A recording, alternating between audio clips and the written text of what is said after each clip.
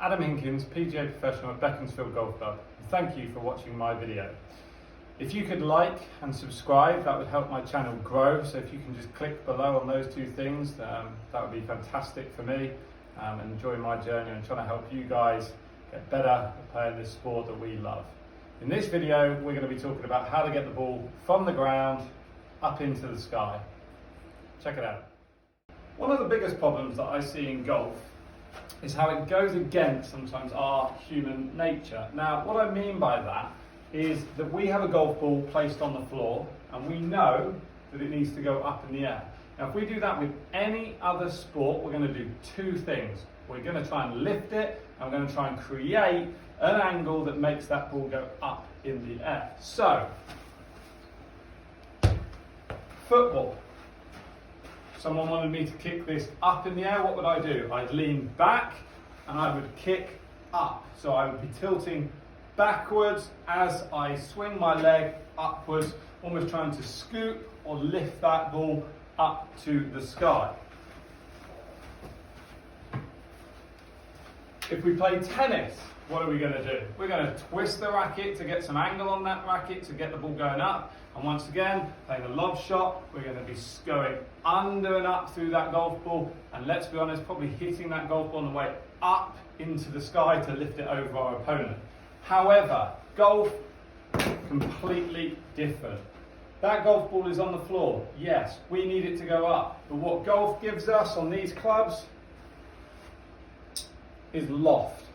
Now, as you can see, I've just put my little marker on that, my magnetic marker, and you can start to see that that is pointing up into the sky. So what we've been given is we've already been given an angle that can go up. So what we need to do is understand how we're going to control that, and also how we're going to control this head as it swings in and out of that golf ball.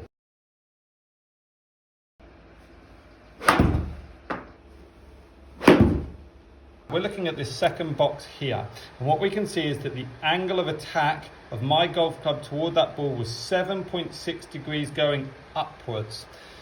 The loft on that club face was 37.8 degrees. So as you can see, the graphic does a really nice job of suggesting that I've lent that shaft backwards a little bit in order to try and scoop or lift that golf ball up. Now what that's done is it's mean that my club is almost travelling up and over the middle of that ball. And where I struck that, you can see right down the bottom of the face. Now, unfortunately, that for golf, not going to work. So in front of me, I've got two of my most used training aids, my loft stick and I've got my hula hoop. Now a golf swing really simply is a circle. Slight bends and ovals, I get it, but general gist, a circle. And every circle has a bottom, which we call in golf a low point. Now right now, that low point of my hula hoop, as you can see, is right next to the golf ball. And if my club head is traveling down this hula hoop to that low point, it would equal what we call, and what GC2 would tell us, is an angle of attack which would be 0, as angle of attack is the attack of the club head direction to that golf ball. Now what did we see in that last video? We saw the angle of attack was hitting up. That means that the low point of this circle was shifted back. So now you can see that my club head would be travelling upwards by the time it gets to the ball. And we saw the loft of that club add. So we saw it go to 38 degrees. So we had some shaft that was leaning backwards. Now both of those things, as you can now see, create that club to travel away from the ground and up into the top of the ball, causing that low strike point. From here, you've got to start thinking, well, hang on, yeah, that ball's not going to go up in the air. What's going to happen? I'm actually going to hit it at the top. I'm going to hit it thin, so above the equator of that golf ball. And neither of those things are going to help us hit the ball up in the air. So let's think about how good golfers make that golf ball go up. Okay, so I'm going to hit just a normal Adam shot, and then we're going to have a look at what's different between how I move the club and hit the ball and how the previous person hit that golf shot.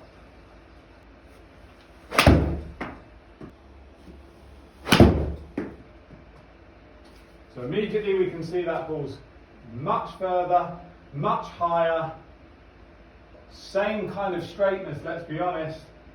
Let's have a look at how that ball's gone that way and then talk about some drills that we can make that happen for you guys at home.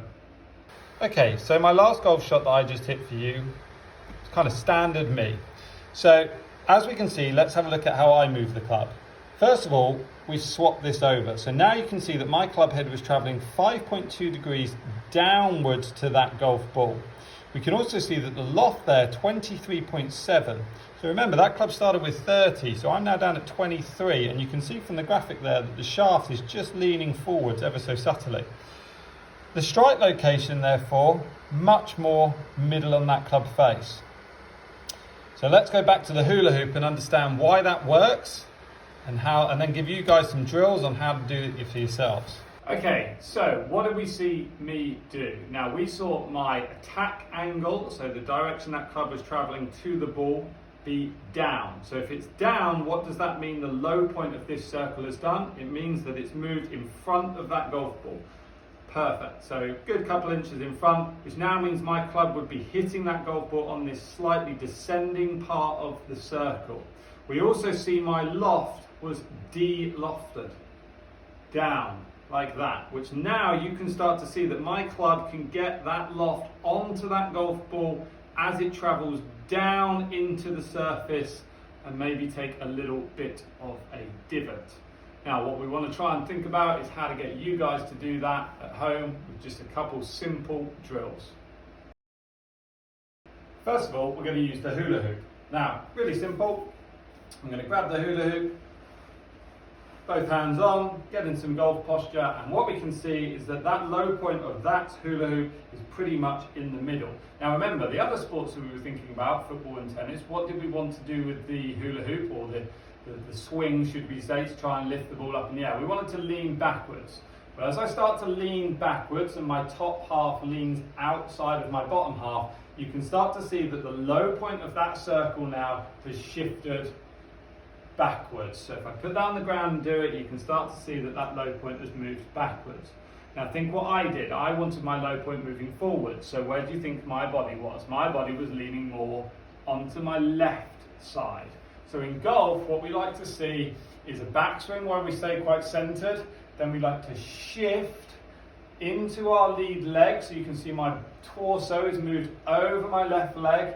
And start to feel, I like numbers, I think we can all relate to numbers, so start to feel about 80% of your pressure is now in your left foot. From here now, you're in a fantastic position to start swinging that club, and now you can see where that low point position is on my left side.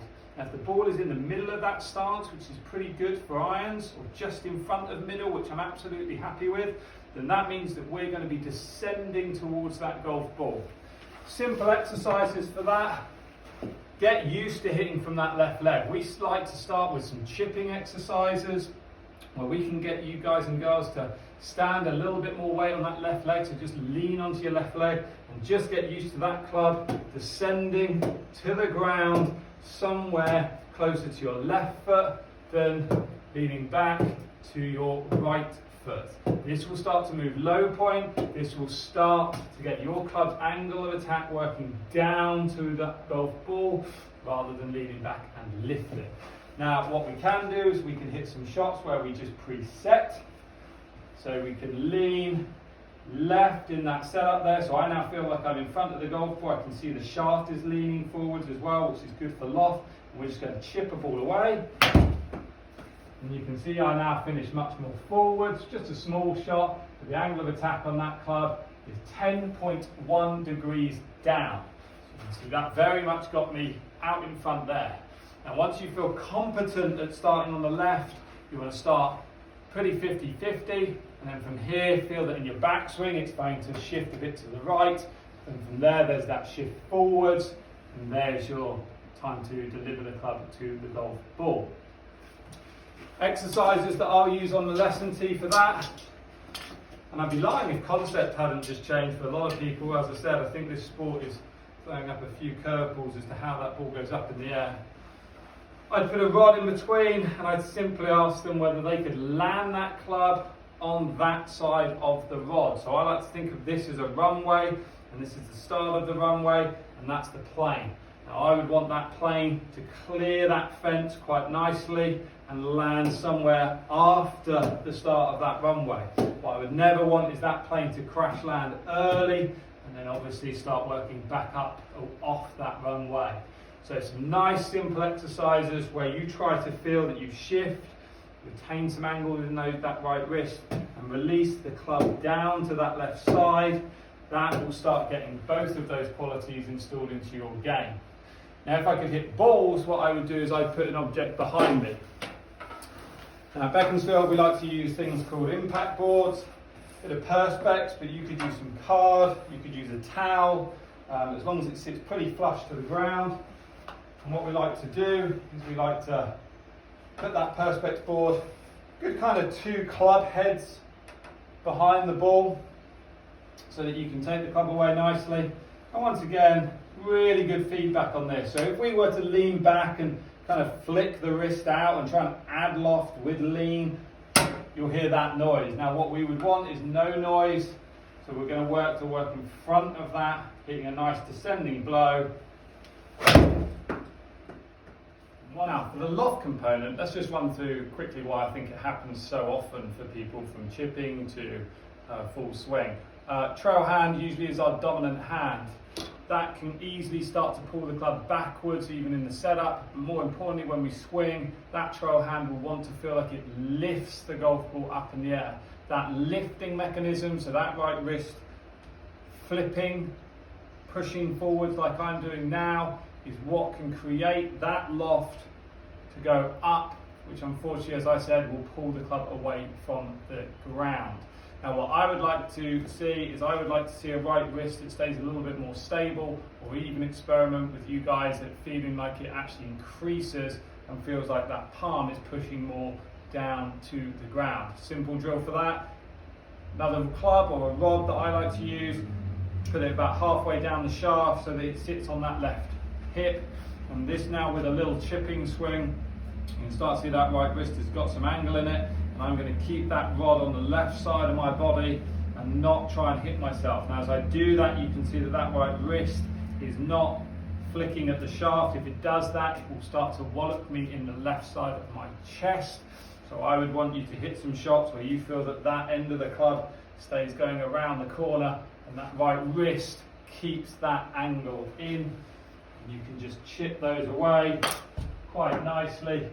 And you can see there that even into my finished position, you can see that I've retained, actually increased that angle.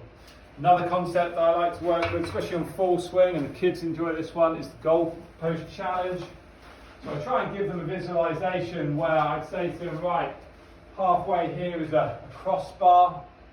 And what I would want them to do is I'd want them to try and feel that they've got to hit it underneath that crossbar. Sometimes even we'll put a couple of noodles, and if you've got this, it's very good. A couple of noodles, form a little kind of football goal, and I know some of you have got those at home at the minute. And just try and hit some shots that start below that. Now to do that, let's be honest, what have you got to do to this club face? You've got to make it lose loft. Losing loft, left wrist starts to kind of bow or lean forwards rather than extend and go backwards, adding loft. So once again, it would all be about just some little shots at first, but you can hit these full swing where you try and feel that you're going to hit a very low golf shot. Picture yourself under trees or whatever you need to do, and just try and hit underneath that goal bar. There we go. And you can see that golf ball, yes, a little bit lower, but let's have a look at the loft on that. 18.9 degrees. So you can see that, for example, I've gone from a nice control 30, and then at delivery, I've really got that left wrist flex forwards. And then from here, you can see that's taken lots of loft off. And I've just kind of kept that through the golf ball and trying to hit that below that crossbar. Have a go with both of those. Enjoy them. Any comments, let me know. And yeah, keep subscribing.